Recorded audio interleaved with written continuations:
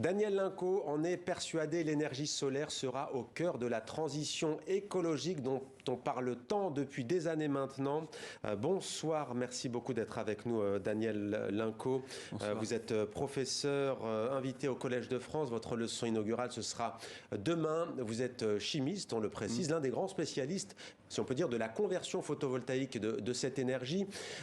Professeur, donc je dis au Collège de France, leçon inaugurale demain à 18h. Alors pour commencer, qu'on comprenne bien, c'est vrai que l'énergie solaire, elle a le vent en poupe ces dernières années. Mais j'aimerais que vous la compariez, cette énergie, aux énergies fossiles. Qu'est-ce que ça change à la fois sur un plan concret, mais aussi dans notre imaginaire, dans la vision qu'on a de ces énergies? En fait, les énergies fossiles, c'est un peu comme si on nous avait fait naître avec un frigo déjà plein de nourriture, en fait. L'énergie fossile, c'est ce qu'a accumulé la Terre grâce à l'énergie solaire et grâce à la photosynthèse. Ça va les plantes, les algues, etc., qui ont mis des millions d'années à se sédimenter. Ça s'est transformé en pétrole, il y a le charbon, etc. Et donc, en fait, la Terre, c'est un peu comme si on avait un grand frigo. Le problème du frigo, c'est qu'effectivement, s'il n'est pas réalimenté, il finit par se vider. Et tant qu'il est plein, je dirais qu'il n'y a pas de problème, on peut continuer.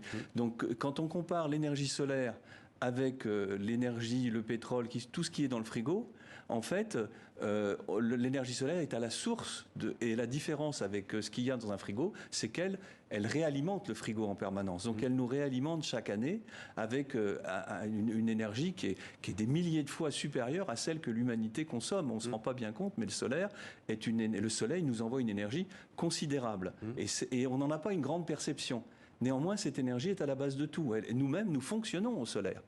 En fait, quand on mange quelque part de l'énergie solaire qui s'est transformée. Donc, et je voudrais que cette perception de l'énergie solaire revienne avec des grandeurs, qu'on remette l'énergie solaire avec sa réalité en termes de physique, en termes de cycle, etc., etc. Alors, vous dites c'est colossal. Prenons un exemple. Vous dites, par exemple, s'il fait beau, aujourd'hui, s'il y a du soleil, vous dites que 1 km sur 1 km de ciel bleu, c'est l'équivalent, vous dites, de 500 000 réacteurs nucléaires? Non, pas 500 000. Quand même pas. Hein. Non, je n'ai pas dit ça. Combien? Ben non, en fait, c'est 1 gigawatt en puissance. C'est 1 gigawatt. Ce qui est très important de voir, c'est que ce qu'on a à l'extérieur, alors bon, c'est un petit peu on parle d'énergie. En énergie, on parle de watts, on parle de kilowattheures, on parle de joules parfois, mais c'est très important de remettre les grandeurs.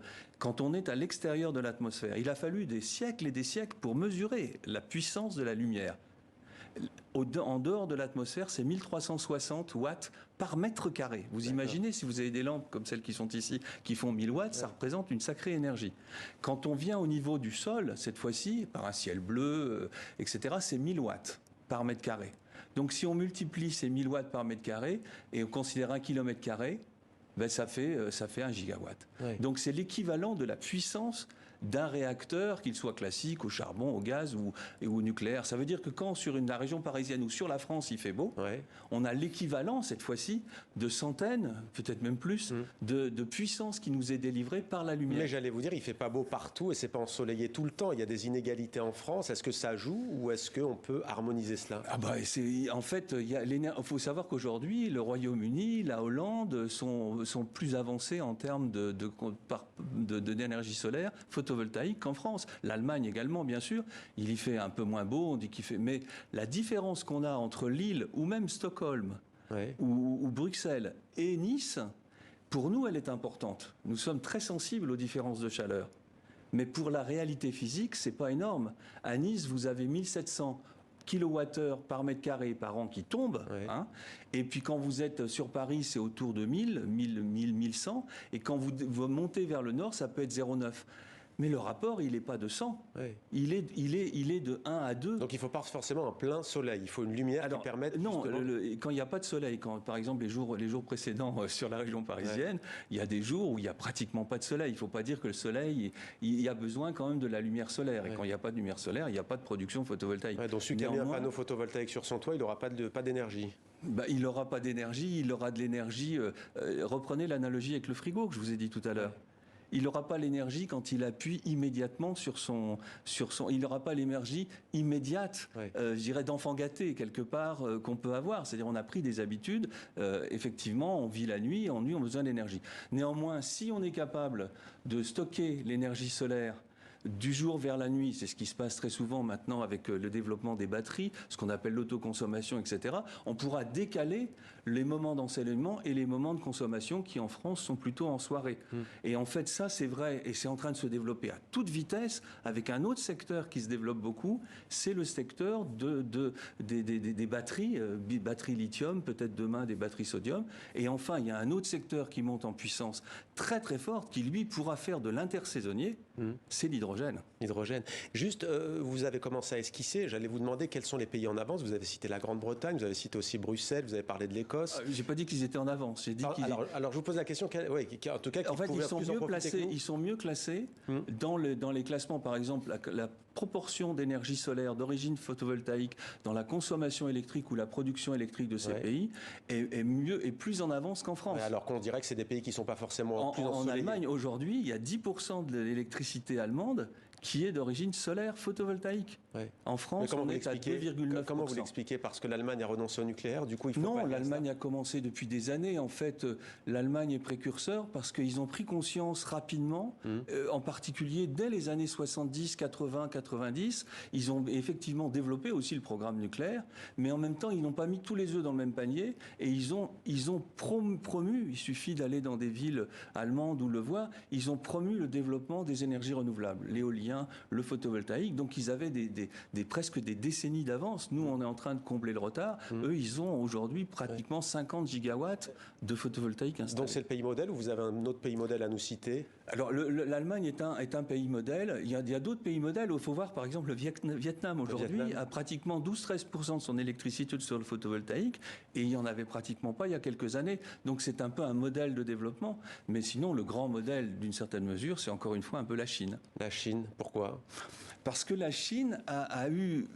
Les Chinois développent pratiquement tout. Enfin, ils sont premiers dans plein d'endroits. Il n'y a pas que dans le solaire.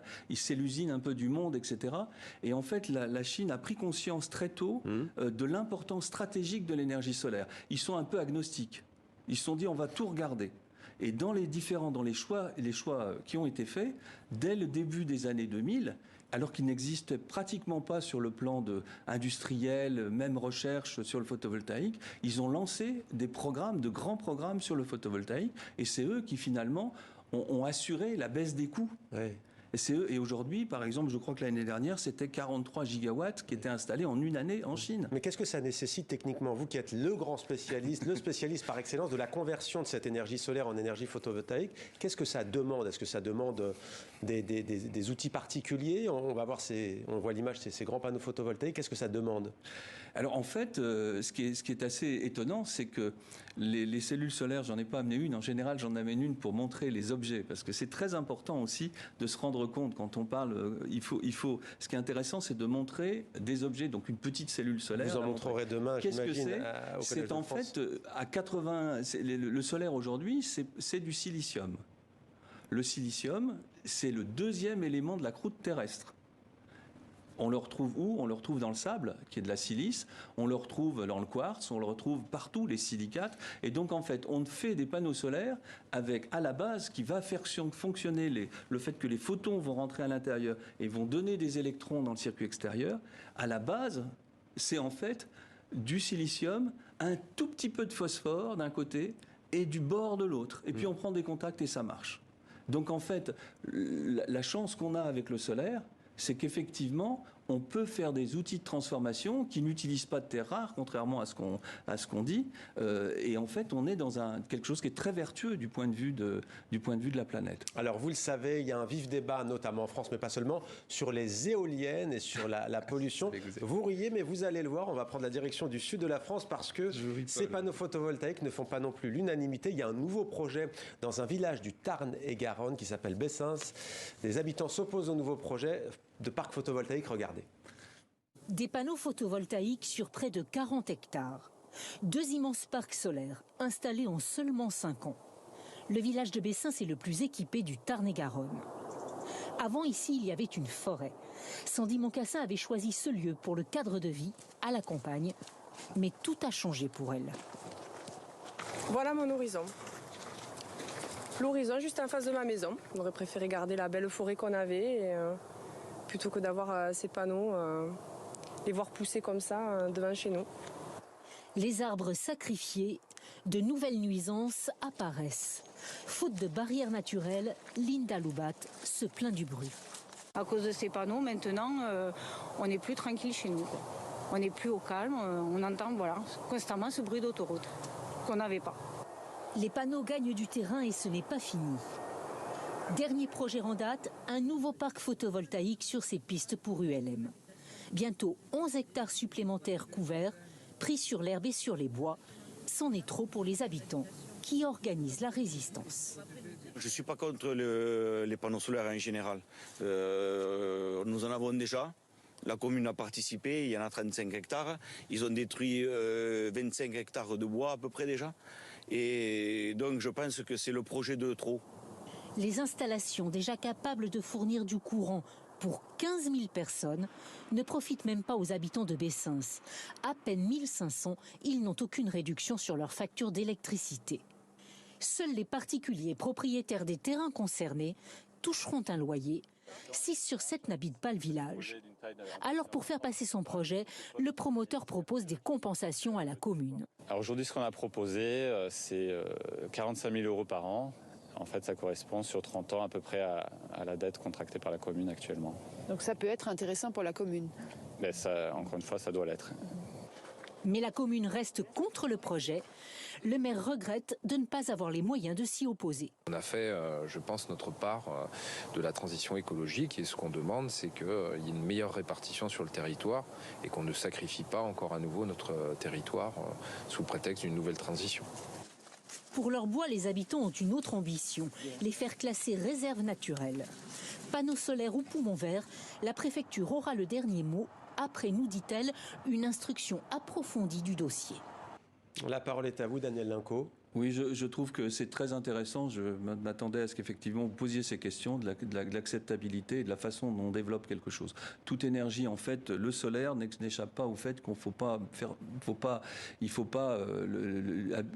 faut travailler avec de l'éthique, avec l'installation, etc. Il faut savoir aussi ce qu'on veut. C'est-à-dire que là, on est en train de remplacer les panneaux qui fonctionnent là, donnent de l'énergie, sans avoir besoin d'alimenter le frigo, comme on dit, ni construire autre chose à côté. Donc on est avec une énergie. Maintenant, il faut apprendre à travailler avec. Je comprends parfaitement bien, et je trouve, et c'est vrai pour l'éolien également, qu'il faut qu'il y ait absolument qu'il y ait une concertation et une participation, y compris financière. C'est-à-dire que les personnes... Moi, je me souviens de villages en Espagne, il y a quelques années, où les villages décidaient d'installer une petite unité de production photovoltaïque, mais c'était du collectif. Et aujourd'hui, justement, aujourd'hui, il faut absolument que les citoyens s'emparent quelque part de l'économie du solaire, aient leur mot à dire. Et il y a beaucoup, par exemple, d'associations citoyennes qui se développent. Et je crois que c'est une des voies pour vraiment que ces questions-là, qui sont des vraies questions, soient au cœur de la transition, énergétique. Merci beaucoup, Daniel Linco, de nous avoir aidés. Demain, leçon inaugurale, 18h, Collège de France.